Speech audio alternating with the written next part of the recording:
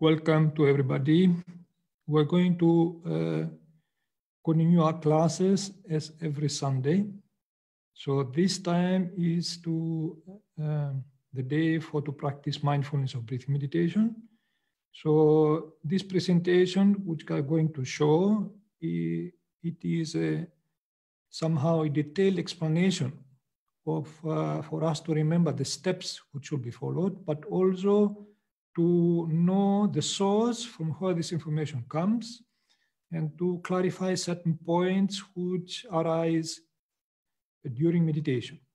Those who already watched this presentation, they can skip it. They can join the class after 1 hour when the actual practice starts.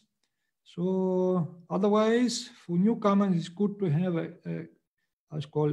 a general idea how this practice is done from the theoretical point of view also. So therefore, the details will be in slides. I will explain everything. It will be slightly more than on how. So, but it is good to have a good grasp what is going to follow. So now this mindfulness of breathing meditation has been taught by the Buddha Gotama himself. Buddhism actually started with him. He's the founder of Buddhism. He practices meditation initially. So he used this mindfulness of breathing meditation as a basis for his enlightenment. Basis means after this, he practiced this meditation, he practiced later vipassana meditation, insight meditation, through which he attained enlightenment. Insight meditation, we also teach alternatively on Sundays.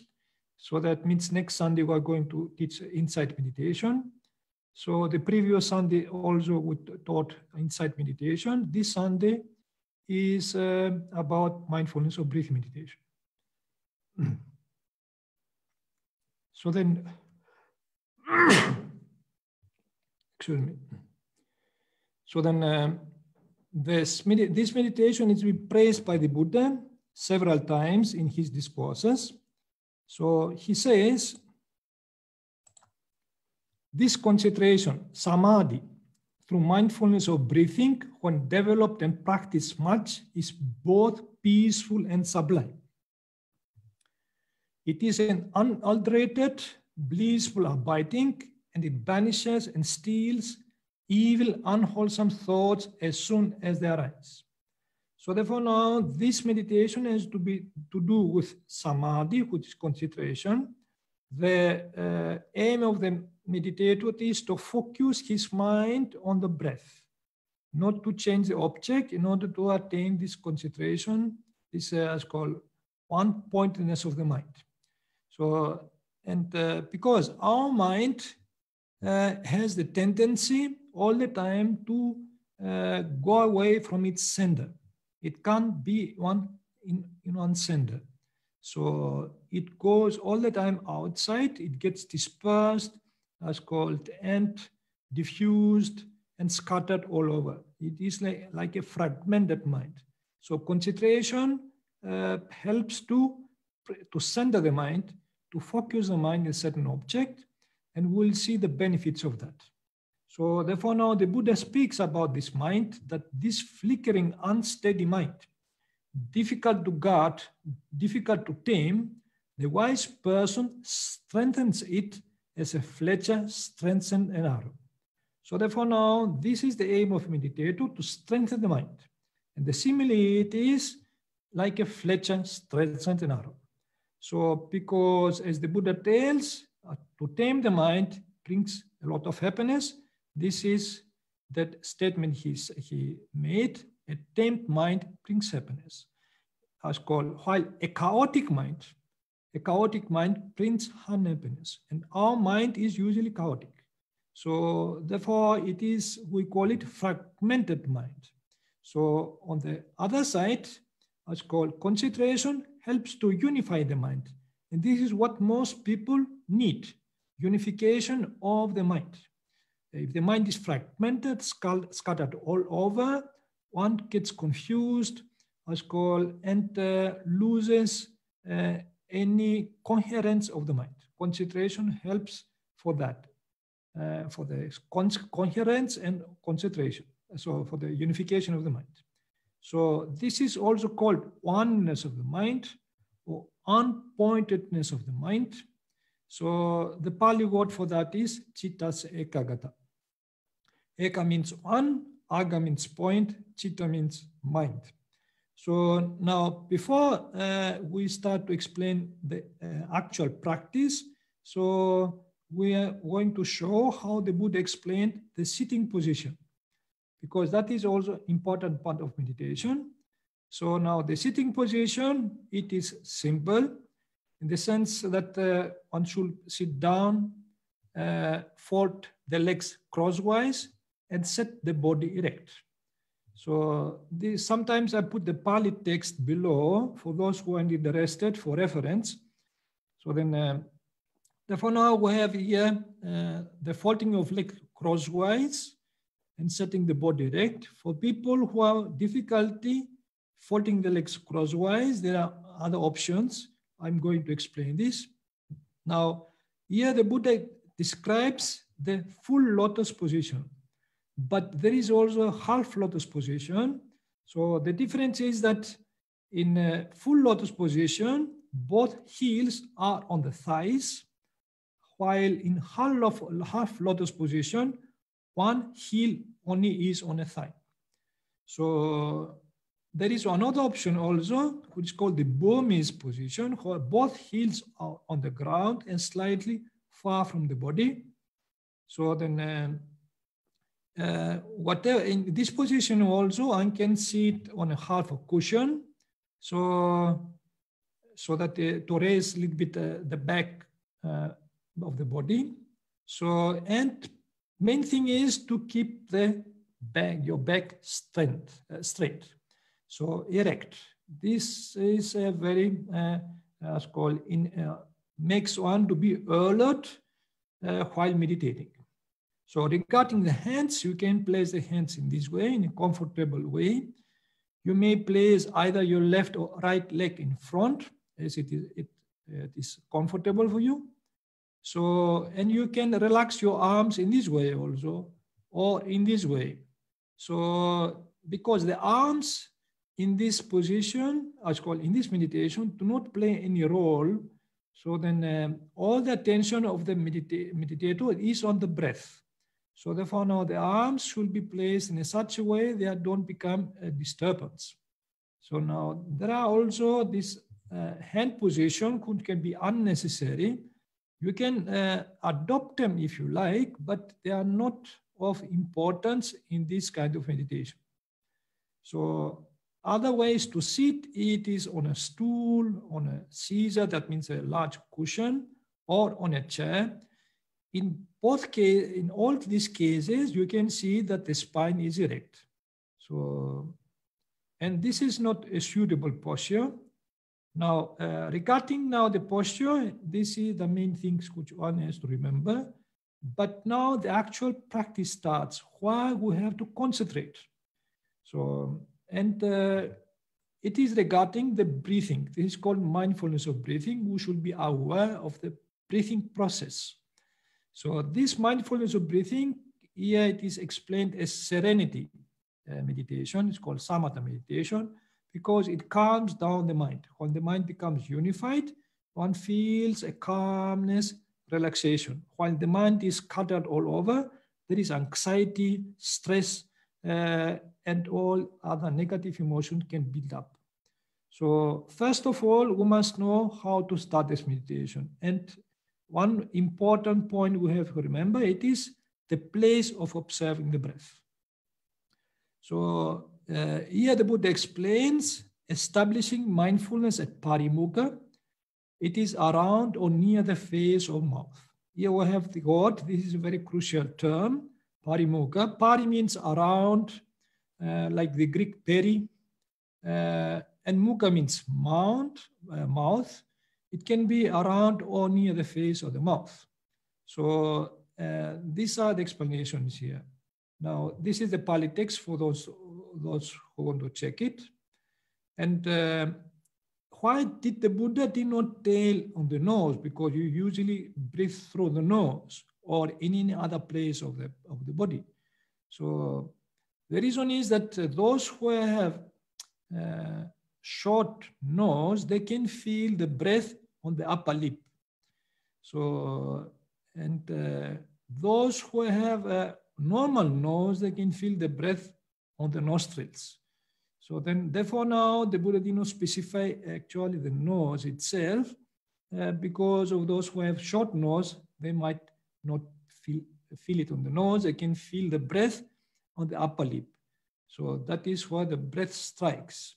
So now regarding this parimukha, there are also other explanations, because it is important thing to clarify this point. There are canonical books which explain the term parimukha in more details. Here we have one canonical book which says, this mindfulness is well established at the nose tip or at the mark of the mouth. That is the upper lip. So hence it is said, establishing mindfulness at parimukha. Therefore, the place of observing the breath is not in any other place on the chest, on the belly. It is actually this area around the nose, on the upper lip or at the nose tip. There is another canonical book which explains something similar. In this way, he sits down by establishing mindfulness at the nose tip or at the mark of the mouth. So that is the upper lip. And this book says also, he does not give attention to the in-breaths coming inside the body. That means he does not give attention to the larynx, to the lungs, or to the stomach. So, or the out-breaths going outside the body. So then we don't follow the breaths which go outside the body through the mouth or through the nose. Because if one follows the inhaling air inside the body as it travels in different bodily parts, one will then be practicing elements meditation in regard to the air element, vayu dhatu, but not mindfulness of breathing. Even so, by meditating on the air element, one doesn't even practice elements meditation fully, because it is required to also meditate on the other three elements, solid, liquid, heat element, and to see their correlation. Therefore, it can't be said that I either practices mindfulness of breathing correctly or elements meditation correctly if one follows the breaths inside the body. Hence, the Buddha advises in regard to mindfulness of breathing, let your mindfulness of breathing be well established in one's person at parimukha. When mindfulness of breathing is well established in one's person at parimukha, any inclinations for outward and vexing thoughts cease to exist. Here, the verb establish indicates the placing and fixing of one's mindfulness at parimukha, implying thus of not moving it hither and thither or onwards and backwards to any other place. The opposite of establish is disestablish, displace, change, move, remove, etc. Which is not the case in Ānāpānasati samadhi. That means in this concentration regarding mindfulness of breathing. Therefore, you establish your mindfulness at the tip of your nose, where the air strikes the nostrils, or at the upper lip. Observe the natural flow of your in-breath and out-breath at the nostrils or at the upper lip. So therefore, for the in-breath and for the out-breath, try to concentrate on the area where the air strikes the nostrils or the upper lip. Because now, usually, even now, when you are sitting in front of you, you don't breathe through the mouth and so forth. You breathe through the nose. So the nose is the gate to tell like that from where we usually all the time inhale and exhale. That is the natural gate. So then and we try to observe the natural process of the breath while it occurs what's called at the nose tip. So therefore, do not give attention to the in-breaths going inside the body. That means any other place. So then except the nose. and also to the out breaths going outside the body. So this is now regarding the explanation about the place of observing the breath. Now the Buddha is going to explain now the first step, how to be mindful, how to concentrate on the breath. We know the place, but how to concentrate on the breath. Then he says, ever mindful on breaths in, ever mindful on breaths out. Therefore, for each in-breath, one should be mindful. For each out-breath, one should be mindful. This is the Pāli text for those who are interested. So now in this step, it's called, therefore, you also be ever mindful breathe in and ever mindful breathe out. You can do so for about 5 minutes. So then for the in-breath, you mentally note in-breath. For the out-breath, you mentally note out-breath. So this is how to be mindful. So to remind the mind so that what to do. In order to do so and so forth, we use certain words. For the in-breath, we mentally note, we speak inside us, telling in-breath. For the out-breath, you speak inside us and telling out-breath. So we have to repeat these words in order to be familiar with the breath. Otherwise, the mind does not know what to do. This is a way how to be mindful. To repeat these words, in-breath, out-breath, in-breath, out-breath, silently, means by mentally noting it. So do not use your eyes to pay attention to the breath, because some people, they try to see the breath. There is nothing there to see. There is no color or any shape in the breath. So the eyes do not play any role in this meditation. So you can close the eyes and pay attention to the sensation at the tip of your nose or to the movement of the hand. So sensation is what guides the meditator to concentrate upon, to feel the breath going in and out, or to the movement of the breath, how you can feel it. So then when thoughts or feelings distract you, ignore them. So, and come back to the sensation of your breath. Try to feel at the nose the sensation of the movement of the breath in and out. And mental note, in breath, out breath, in breath, out breath. So accordingly, how you feel it. So then this comes the second step now, and the Buddha explains how to see more details about the same breath. He says, when one breathes in long, one understands I breathe in long. For the long breath, try to understand accordingly. So then when one breathes out long, one understands I breathe out long. For the long out breath, you also try to understand accordingly. So then here, when you breathe in long, understand I breathe in long. So for the long in breath, you mentally note long in breath.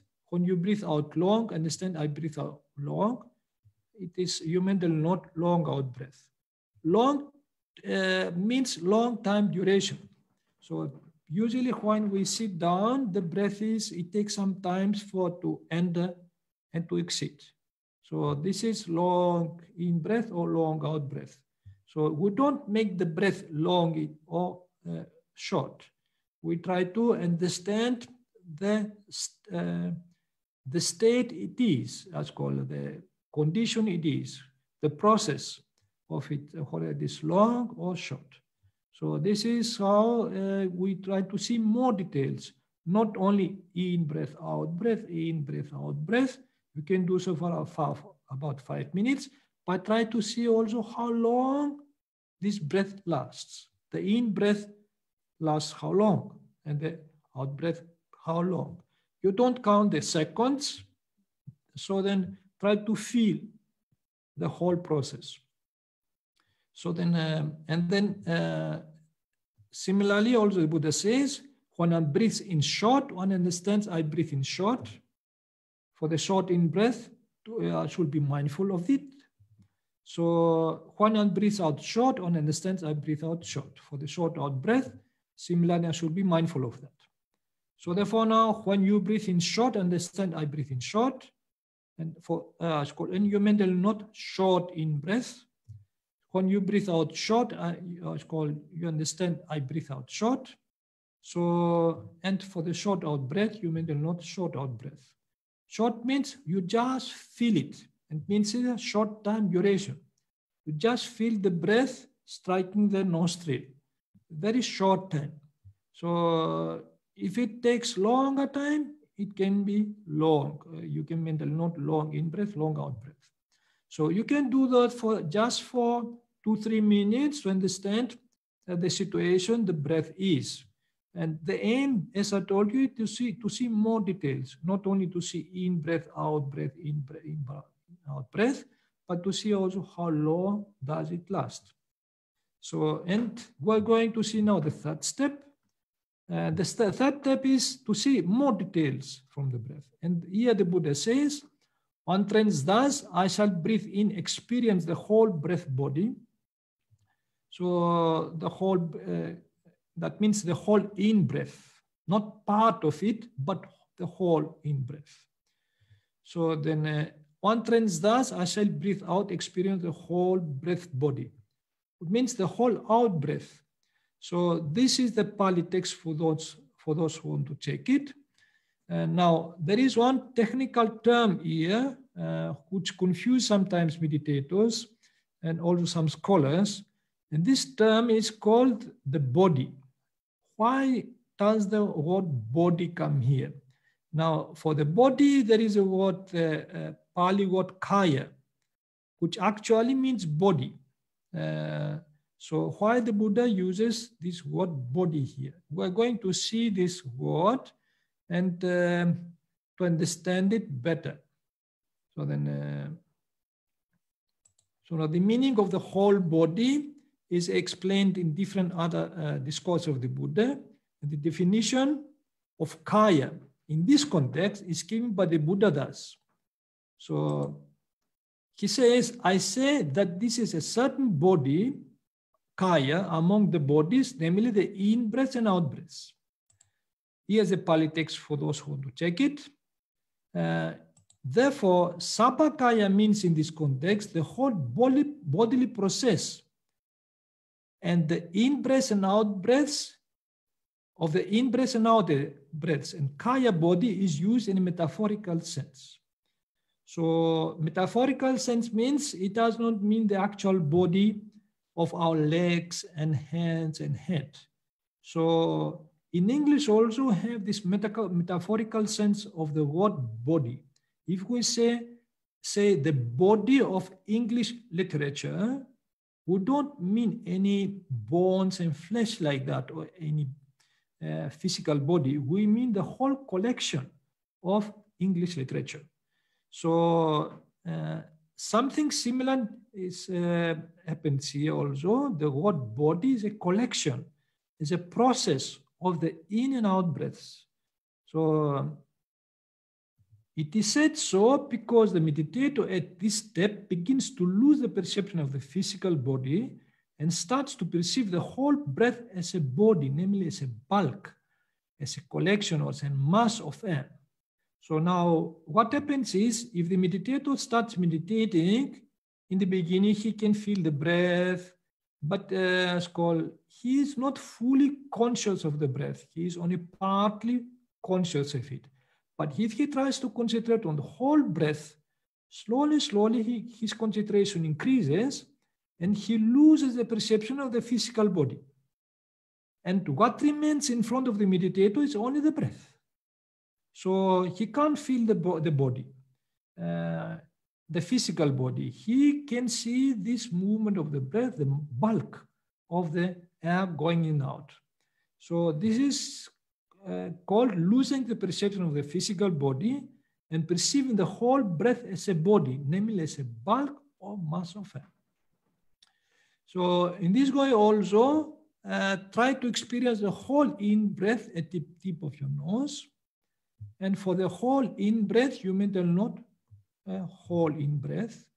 Try to experience the whole out-breath at the tip of your nose. And for the whole out breath, you mental note whole out breath. Now, what is the effort the meditator should do here is not only to see the in breath, out breath, but to see the whole process from the beginning to the end. Otherwise, if he sees only the beginning, he sees only part of the breath. If he sees only the end, he sees part of it. So, but if he sees from the beginning till the end the whole process, then he sees the whole breath. So this is more explained. I will give you some more explanation regarding this. Now we have the touching point of the nose where the air strikes the nostrils. And we have the, which is called the parimukha. And the meditator should see the beginning, middle, and end of the breath in order to see the whole breath. If he sees only part of it, he sees not the whole breath. And regarding the touching point, you must understand it, that all this beginning, middle, and end can be experienced at the touching point at the nostril. So the simile is here with a violin player. For example, if a violin player plays on the violin, his eyes are usually directed towards the touching point where the bow touches the chords. So his attention is not upwards or downwards to the bow, but on the touching point. So that is actually from where the sound comes of the violin. So in the same way, the meditator, so he does not give attention to the breaths who go inside the body or to the breaths who go outside the body. He gives attention to the touching point. And he tries to see the beginning, middle, and end of the breath. So now, in order to understand the difference between the whole and part of the breath, I will give you an example here. Now, for example, some meditators, they can feel at the touching point only the beginning of the breath. That means when the breath touches the nostril, they can feel it. But after that, they can't remember what happened. So some, they feel the middle of the touching point. Means if the breath strikes the nostril, they can feel the middle. After they can't remember what happened with the breath, when it started, when it stopped. So some meditators can see the end. Some they can see the beginning and middle. Or some they can see the middle and end. Some beginning and end. But in this case, a meditator who can see the beginning, middle, and end, he can see the whole breath. So that is an effort the meditator should do in order to experience not only part of the breath, but the whole process. Now, this step is actually to see more details of the breath, not only one part of it. So therefore now for the whole in-breath, you try to concentrate on the touching point. Let's start with the beginning, middle, end of the in-breath. And mental note, beginning and end of the breath. So then try to understand when actually the breath touches the nostrils, that is the beginning. When it stops touching the nostril, that is the end. So then, and your mental note, beginning, end. So then, in the same way, start with beginning, end of the out breath. And mental note for the out breath, beginning, end. So when the breath exits, so you can feel the air touching the nostril. When it stops touching the nostril, that is the end. So in your mental note, beginning, end. And let, of course, try to see also the beginning, middle, and end of the in-breath.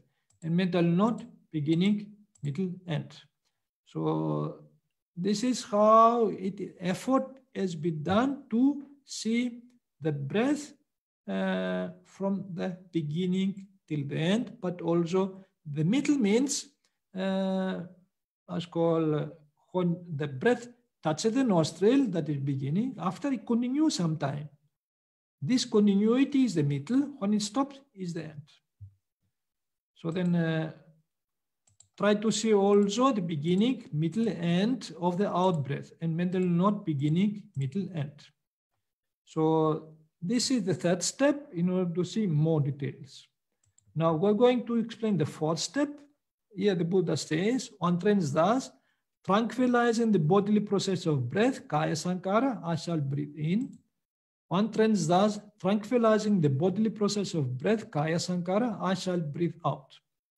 So this means that even though the process of breath may become tranquil, calm, quiet, serene, and relaxing, one should not stop watching it, but continue paying attention to the in and out breath. The reason is because some meditators, after they become calm and relaxed, they think how nice, and they forget to continue watching the breath. They just enjoy this relaxing sensation and they forget about the breath. Now, the first step, what the Buddha says, it is not to forget the breath. One should continue watching the breath. This is actually, in the first step, it is just a reminder that to come back to the breath again and again. So in order to attain this samadhi, this concentration. Now, there is one word here the Buddha uses, and he uses again the bodily process, and we're going to explain bodily process. If you see here, the word kaya appears again, the Pāli word, which has to do with the body. And some meditators think, what is this? What does it mean? And so does it mean our legs, our hands, our head, our chest? So therefore now this definition is I'm going to explain here, is again in a metaphorical sense. So, and the definition of kaya sankara is given in the suttas thus. Here there is one, sutta means a discourse. So it says, in breath and out breath are a bodily process, kaya sankharo. These states are bodily, are bound up with the body. That is why in breath and out breath are a bodily process. Here's a Pāli text for those who want to check it. Here we understand that this bodily process is nothing else except the in breath and out breath. It's nothing to do with our bones and flesh of our body. It's only the process of the air which enters the nostrils and exits. So there is another canonical book which says something similar. It says, what is the bodily process? Kaya sankharo. Long in breaths, long out breaths. Short in breaths, short out breaths are bodily. These states are bound up with the body and are bodily processes, kaya sankhara. Therefore, from these two texts, we understand that this bodily process is only the in and out breaths. Therefore, one should continue watching the natural bodily process of the in and out breath at the parimukha, even though it may become tranquil, calm, quiet, serene, and relaxing.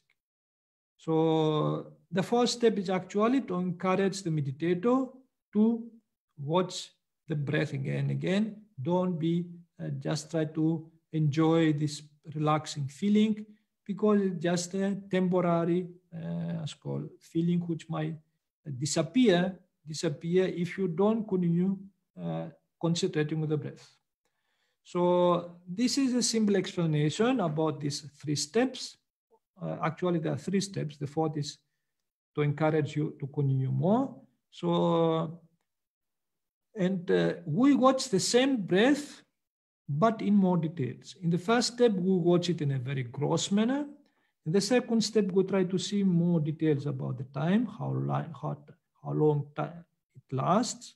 So, and then on the third step is to see the whole process from the beginning to the end. So, although this is very simple, it is nothing there to, nothing complicated, because you try to feel the breath all the time, to be with the breath. That is the empirical part. It's called is empirical exercise, which you have to do. You have to rely on the feeling, on the sensation, on understanding of the movement. So then, but if there are thoughts coming in your mind, you just ignore them. Don't try to push them away like that. You just make the effort to bring your mind back to the breath again, back to the breath, by using these words. in breath, out breath, or long, short, or it's called the whole breath, beginning, end. Try to see the whole process, to make the mind occupied with the breath. So regardless of this of this practice, so then some people, if they have difficulties with many thoughts, because that is the most challenging part of this meditation, in any other meditation also, it is a distracting thoughts. Many distracting thoughts come, as I told you, you can ignore them, but if you can't, the thoughts are very, very, they are persisting thoughts. So I would recommend another method, which is called the counting method. This is against distracting thoughts and feelings. So if your thoughts, you can use this method in emergency case like that, when thoughts are so much so that you can't concentrate on the breath. You try to concentrate 5 minutes, 10 minutes, but their thoughts continue coming in again. So, and in order to calm these thoughts down, this is the counting method, which you can use it. Therefore, if there are sometimes distracting thoughts or feelings, you may try the following counting method to focus the mind on the breath. This counting method is very simple. It is to count from 1 to 5. So then you can remember it if you like. So then for the in breath and out breath, you mental note 1. That means you count 1. And for the in breath and out breath, you mental note 2. And for the in breath and out breath, you mental note 3. For the in breath and out breath, you mental note 4. And for the in breath and out breath, you mental note 5. You go up to 5 and return to 1. If you miss a number, you again go to 1. So here is the summary of this method. So for the in breath and out breath, you mental note 1. For the in and out breath, you mental note 2. For the in and out breath, you mental note 3. For the in and out breath, you mental note 4. For the in breath and out breath, you mental note 5. So you can do this exercise because there is a sequence of numbers you should remember. If you miss a number, that means the mind was absent. So then you can bring it back by starting again from 1. So that is one way how to catch the mind when it is wandering. So and try to remember the numbers, but also feel the breath. So that is the first counting method. But if, however, the distracting thoughts or feelings persist and are tough, you may try the following tougher counting method by repeating the same number of the in and out breath. So this second method is like the previous one, from 1 to 5. But what we do here is the following. So for the in breath, you mental note 1. And for the out breath, you mental note 1. That means you put the same number for the in breath and out breath. Again, for the in breath, you mental note 2. For the out breath, you mental note 2. For the in breath, you mental note 3. For the out breath, you mental note 3. For the in breath, you mental note 4. For the out breath, you mental note 4. And for the in breath, you mental note 5. For the out breath, you mental note 5. So this is how you call, because you repeat the number twice, you don't forget the number. Here's a summary of this method. For the in breath, you mental note 1. For the out breath, you mental note 1. For the in breath, you mental note 2. For the out breath, 2. For the in breath, 3. For the out breath, 3. For the in breath, 4. For the out breath, 4. For the in breath, 5. For the out breath, 5. So if you forget the number, you can go back to 1. So if you do so, when the mind becomes calm down, so you may return to the experience the whole breath. So then you can do this method, counting, till you feel satisfied and there are no more distracting thoughts, and you can go back to see the whole breath. Try to go to the touching point and see the beginning, middle, and end of in and out breath. And mental note, beginning, middle, end. So this is more empirical method which can cause deeper concentration. So then now by doing this meditation, of course, there are certain results. As called after some time for deep meditation, one can experience certain things which one has never experienced before. And as called, that means if one continues so, the concentration increases and the sign of concentration, samadhi nimitta, may appear. Now we are speaking about the sign of concentration. And this is the luminosity which may appear in front of the meditator. So we're speaking about luminosity or about this light which appears in front of the meditator, and it is connected with the breath. So, but before that, I'm going to explain something regarding samadhi nimitta or the sign of concentration, because some people, they think the Buddha never talked about nimitta, never talked about this light. So then what is the sutta, what is the discourse where he speaks about that? And they are in doubt. So this is somehow a point which I will explain here. We can see that the Buddha has done so in several suttas, and we're going just to spend some time for those who have doubt to remove this doubt. So then now the nimitta or samadhi nimitta and samatha nimitta, these are words the Buddha used. Samadhi nimitta, this word occurs about 25 times in the Sutta Pitaka and refers to various samatha and vipassana meditations depending on the context. Here we have one sutta where the Buddha says, when one is devoted to the higher mind, it's called adhicitta, and gives attention to the sign of concentration, samadhi nimitta, his mind becomes malleable, wieldy, and luminous. Here's the word luminous, which is called babasara, is used to describe the mind that has attained concentration, samadhi. It thus seems that it is in deep samadhi when the luminosity emerges. For it is said also, when one is devoted to the higher mind, which means to the higher levels of meditative mind. So this is how this luminosity appears. So then this light which appears, this light has been experienced by many meditators. I know at least myself about over 30 meditators who have confessed to me about this light.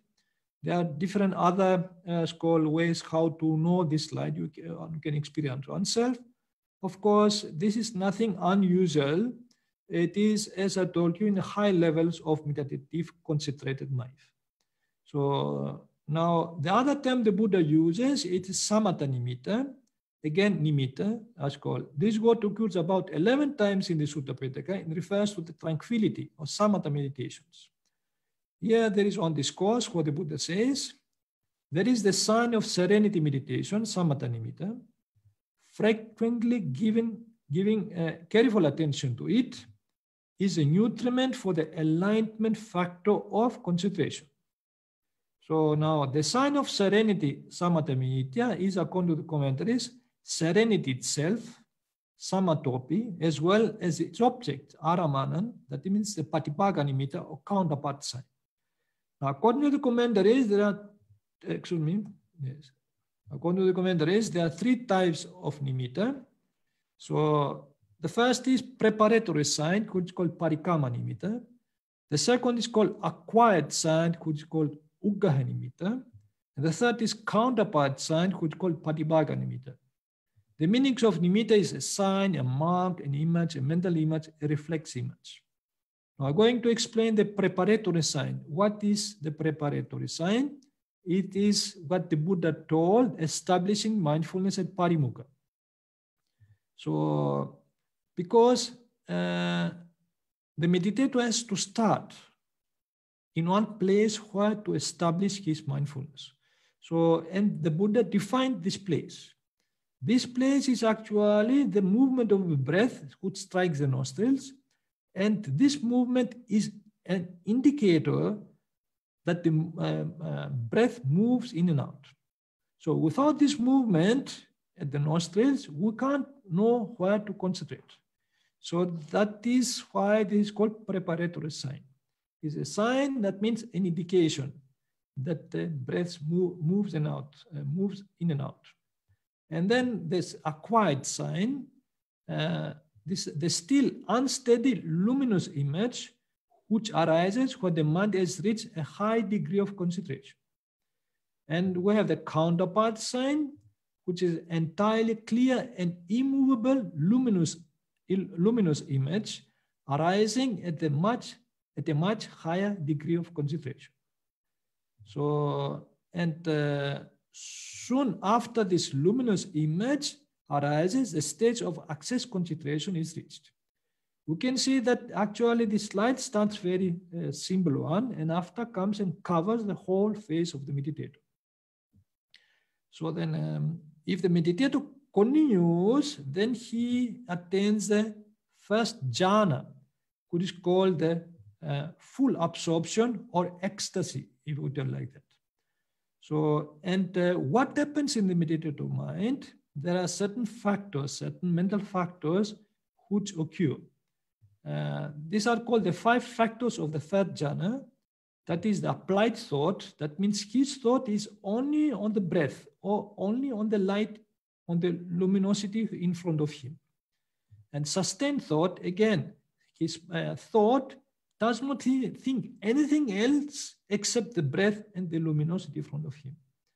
And rapture, and also bliss, and also unpointedness of the mind. So therefore, his mind is full of rapture, means great joy, and full of bliss. So therefore, now his mind is not empty, but full of this kind of emotional, very positive emotions of bliss and rapture. So therefore, now in the meditator's mind, there are actually the applied thought, sustained thought, rapture, bliss, and on points of the mind. Now, regarding the luminous image, it varies depending on the meditator. For some, it is a bright light, such as the morning star, a bright ruby, a gemstone, or a bright pearl. For others, it is like a moon or sun. Why it is called like that? Because of the different perceptions of the meditators. So it is like in this simile here I give you. Now, for example, if a white ray of light falls on a prism, from the other side, you have a rainbow effect. So it depends from which angle you can see it. If you see from this angle, you can see more red. From the other angle you can see more yellow. From the other angle, you can see more blue. So similarly, from the meditators, according to the perception, from the angle they can see different shapes, different colors of the same light. So then, and the luminosity is a product of intense mental concentration. If, for example, the meditator stops concentrating on the breath, this luminosity disappears. It's not the mind itself, it is a product of the mind. Actually, it is just biophotons. We have never heard about biophotons. We are going to explain about these things. So these appear in the meditator's mind due to the condensation of electromagnetic waves that exist in our bodies. So biophotons are photons of light with weak electromagnetic waves in either the ultraviolet or low visibility spectrum of light produced by a biological organism. In this way, it is in a way the radiance of life. So therefore now we have electromagnetism in our body. This has been proved by scientists. Therefore, we can measure the heart by electrocardiographs, and we can measure the brain. So because of these electromagnetic waves, and these electromagnetic waves produce photons, which are called biophotons. Now, and then if you see the electromagnetic spectrum, there are different waves here, but if these waves become condensed, then only certain shades of light appear.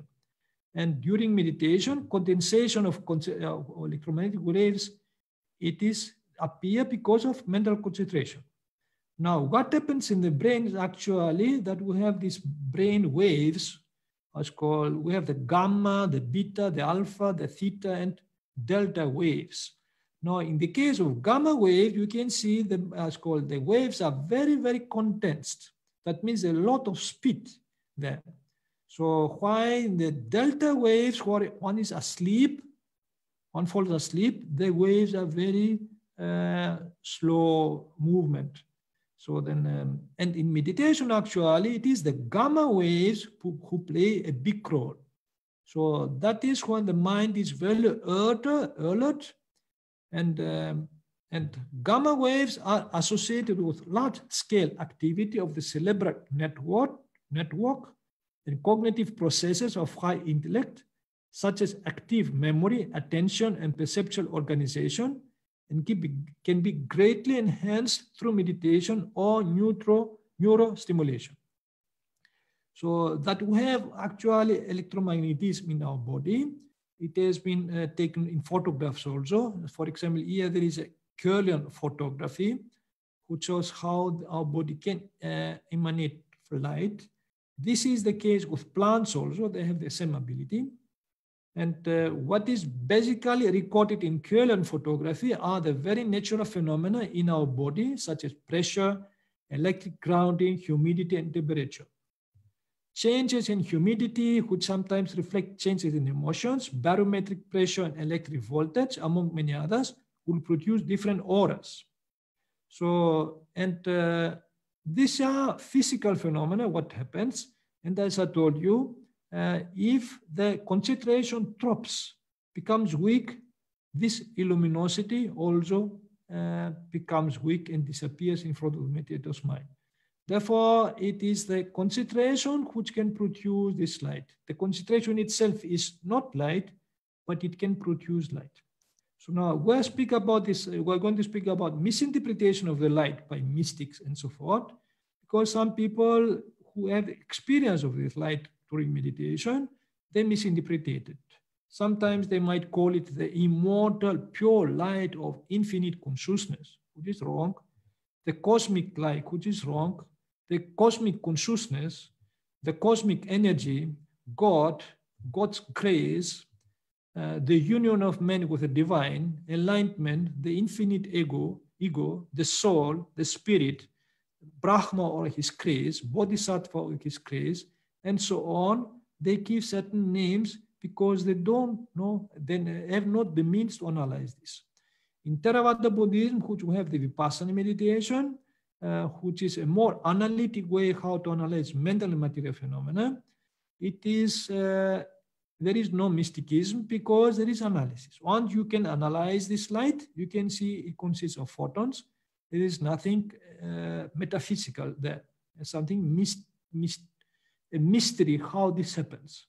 If you don't analyze, if you have not the tools to observe this light in a very specific way, then of course you are very ready and so forth to mystify it. It becomes like a mystery, and then you try to put certain labels, some exotic labels to describe it. So now this misinterpretation, of course, can be removed by usually through vipassana meditation. In meditation, of course, now scientists have found how these things work. We have also science which supports the same analytic approach of how Buddhism also uses. So now, regarding this luminosity, we have this image, luminous image, which starts in the beginning. It is condensed, it's connected with the breath. At the beginning, it starts diffused, but slowly becomes more condensed, and it appears in the front of the meditator's mind. So only the meditator can see it. Outside his mind cannot be seen.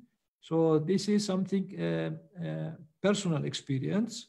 So, and the more the meditator concentrates on the breath, so the more this light becomes luminous, so to the point it covers his whole face. If he continues concentrating, he becomes more luminous. But if he removes his attention from the breath, his concentration drops, this light also disappears. So therefore, you understand that this is just a product of concentration. And then, but if he continues, then he can attain the first ecstasy, what's called, which is light comes and what's called pervades all over his consciousness. So this is the attainment of the third jhana. He can continue, go to the second jhana, second ecstasy, third ecstasy, fourth ecstasy, and so forth. I'm not going to explain this because the time is very short. So this is a way to what's called how to practice mindfulness of breathing, which has been explained according to the steps the Buddha described. So before we start meditating, I will come back to explain this within 5 minutes to remind you. Actually, the whole practice does not need much explanation. It is very simple. Within 5 minutes explanation, one can able to grasp it. So now this presentation is just for you to have a general understanding, the whole development, and to have a better grasp. So then, and this meditation is suitable for people who have a very serene life. They have not very, what's called negative emotions and so forth. But those who have bad experience in life, maybe disappointments, very a lot of stress and so forth, a lot of other negative emotions, the Buddha teaches another meditation which is called meditation of friendliness, called Mettā meditation. So in order to overcome any negative emotions. So then, because only to concentrate on the breath for some people does not work. The mind, it is overpowered with some experience which blurs the mind, does not allow them to concentrate easily. So therefore now Mettā meditation is very helpful. We are going to explain this meditation for those who are willing to overcome these negative emotions. So before that, I'm going to explain the word Mettā, the meaning of Mettā.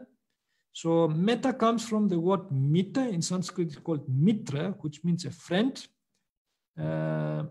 Its real meaning is the disposition of a friend, that is friendliness. It is a friendly goodwill and wish for the welfare and happiness of all, wishing, may all beings be well and safe, may they be happy. So, and including oneself, because one wants to be well and safe, and one wants to be happy. Also the same also for the other beings. So, and the one quality of Mettā, it is that anger can be abandoned. Now, for example, with Mettā, as we see from the Buddha explanations, anger can be abandoned by the development of friendliness. Hence, the Buddha says, this is escape from anger, ill will, hate, the liberation of the mind by friendliness. And he says again, cultivate the meditation of friendliness, for by cultivating the meditation of friendliness, anger disappears. Again, he says, there is a liberation of the mind by friendliness, frequently giving the wise attention to it. This is the denourishing of the arising of anger that has not yet arisen, of the increase and strengthening of anger that has already arisen. So from this we can understand that the negative emotion which can overcome oneself is anger, dissatisfaction, hate, ill will of the situation of our life, can be against oneself, can be against others. If this emotion of anger and so forth is very strong, so it can prevent one's mind of concentrating. So the mind gets distracted, fragmented, scattered all over, and Mettā, it's actually the way to overcome it, Mettā meditation. So before we start to explain the actual practice of Mettā, we're going to explain something linguistic regarding the meaning of Mettā. That Mettā does not mean love. Some they translate Mettā as love, so which is not the case, and we're going to see this from the Pāli word. Now, the Pāli word for love is pema and piya, In Sanskrit is prem and priya, and in Hindi is prem and piyar. Here, for those who want to learn Hindi, you can see how to tell love in Hindi. It is piyar or prem. So Indians know this. It is what's called. And Pāli language the Buddha used is also Indian language. There is only a slight difference from what was before, what is today. So, and love implies a strong emotion of affection and attachment, which in turn can bring sorrow and fear if that love is not fulfilled. That's why the Buddha says, from love, pema, piya, springs sorrow, from love springs fear. For him who is wholly free from love, there is no sorrow, whence then fear. The same he says about craving, tanha, the origin of existential suffering, making it to understand that love is a form of craving and attachment. Thus he states, from craving, tanha, springs sorrow, from craving springs fear. For him who is wholly free from craving, there is no sorrow, whence then fear. However, instead of love, he urges his disciples to develop other noble qualities,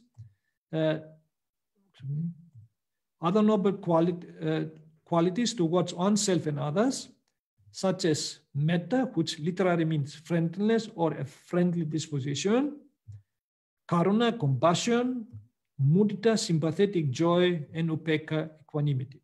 So now Western people, they confuse what means to be friendly, what means to be compassionate, what means to have a sympathetic joy. All these things, they use it for love. For them, it's only one word, love. But in Buddhism, not like that. So we have to distinguish between what means to be friendly with somebody, to be compassionate, to be sympathetic with somebody. All these are, love is something else. Okay, if you are friendly with somebody, that doesn't mean you love him. That's called you are in love with him. So you are friendly, you are have a very friendly disposition, you don't want to harm, you don't get angry, you have compassion for him. Yes, these are all some positive emotions. So who do not actually create some selfish desires. So then, therefore, the Buddha encourages to develop this kind of noble qualities. Now, we're going to explain metta meditation as serenity meditation. And the Buddha says, as already explained, it is the escape from a mental freedom from animosity, hostility, ill feeling, antagonism, enmity, malice, resentment, bitterness, antipathy, ill will, anger or hate, fear, sorrow, jealousy, stress, anything we call negative emotions. Therefore, if you have anger in your mind, hate in your mind, fear in your mind, sorrow in your mind, jealous in your mind, stress in your mind, so that is the time when you can sit and practice this kind of meditation in order to develop not it's called hostile feelings towards yourself and towards others, to remove these hostile feelings and to develop these friendly feelings towards yourself and towards others. So therefore now, if you, for example, you have anger in your mind, you can wish, may I be without anger. You direct your attention to yourself. Try to visualize yourself as you sit in that very particular position. So, and try to bring your mind towards your body, towards your presence, and wish yourself, may I be without anger. By doing so, you don't try to push the anger away, to fight with anger, to suppress it. What you do it is, we make a wish to be without this anger. You try to withdraw your mind away from anger instead of allowing your mind to be dragged along, to be entangled, to be involved with anger. So we try to take it back from anger. So that is how you do it. By doing so, you denourish, as the Buddha said, this anger. To denourish it. You don't give it the food. You don't nourish this anger to continue. Once you withdraw your mind. So, and you see that this anger, without any nourishment, will drop down. It will go away. So therefore now, we actually, if we get involved with this anger, get dragged along with it, this anger intensifies. But if we just withdraw our mind by wishing, maybe without anger, so you see this anger has no substance by itself. It will drop down. So it will disappear. You have to work it out. Of course, it won't disappear at once. Within 1 minute, 2 minutes, you have to work it out again and again. So, and to deprive this anger from its nourishment. So once you do so, you can see this anger has no substance, has no fuel, no any fuel more to continue. That is one way to do it. So then, so if you remember also yourself in the past, how you got angry, images come, you also wish yourself maybe with anger, either in the present moment before or in the past moment you remember. So you take yourself as an object and wish yourself maybe without anger. The same way, if you have hate, you can wish yourself maybe without hate. If you have fear, you can wish yourself maybe without fear. If the emotion is sorrow, you can wish yourself maybe without sorrow. If the emotion is jealousy, you wish yourself maybe without jealousy. It's called, if your emotion is stress, you can wish yourself maybe without stress. So any other negative emotion you think is present in your mind, you can actually name it and wish yourself maybe without this negative emotion. So you can do it your own language. You can also any other word you think is relevant to you, which represents the emotion you feel. You can use that and wish yourself maybe without this emotion. And you can see slowly, so this emotion will disappear. Because the more we give importance to it, the more it will multiply. But once we withdraw our mind, it will disappear. So this is how to overcome, to be from this emotion, to be free from them. So once the mind becomes calm, you can feel that after some time, you feel very calm, very relaxed, because this emotion, which caused so much tension in oneself, has disappeared. If you feel relaxed, then you can go to the next step and wish yourself may I be happy. So then happiness is a very positive emotion. So therefore now this meditation, metta meditation, has actually the two parts. The first part is to remove negative emotions, and the second part is to increase, to develop positive emotions. And happiness is one positive emotions. And to be happy is a wish which many people actually consciously or subconsciously have inside the mind. So I don't know, if you know anybody who gets up in the morning and go and wishes may I be unhappy. Most of the people, that is what they're looking for, is happiness. So happiness means so many positive emotions, to be well, to be without problems, without worry, without stress, and to be in a very beautiful situation in life. So, if anger comes, if stress comes, it spoils everything. It spoils our happiness. So therefore now, with metta meditation, we try to remove these negative emotions. And on the other side, we try to also develop positive emotions, because the more positive emotion we develop, so more our mind becomes more strong, and negative emotions can't have the opportunity to enter our mind. So therefore now, to start with, it is just to wish yourself may I be happy. And as I told you, happiness or happy means so many positive things. It includes all the good wishes people want to have in life. So therefore now you can wish yourself may I be happy. Take again yourself as an object. So, and wish yourself may I be happy. If memories come from the past, how you met your friends and you felt happy, or you have some very happy situation in life, so you again take yourself as an object and wish yourself may I be happy. Either in the present moment or past moments you remember, take yourself attention center of attention and wish yourself may be happy. So then you can see that you feel happy feelings. So after you feel satisfied, so because then you feel satisfied, you can also share this happiness with others. That is the other step. We can go and wish your friend, all friends and so forth, or relatives, mother and father, may he, she be happy. So any people you remember, you have been around you, so you associate with, so if they come in your mind, wish them also to be happy.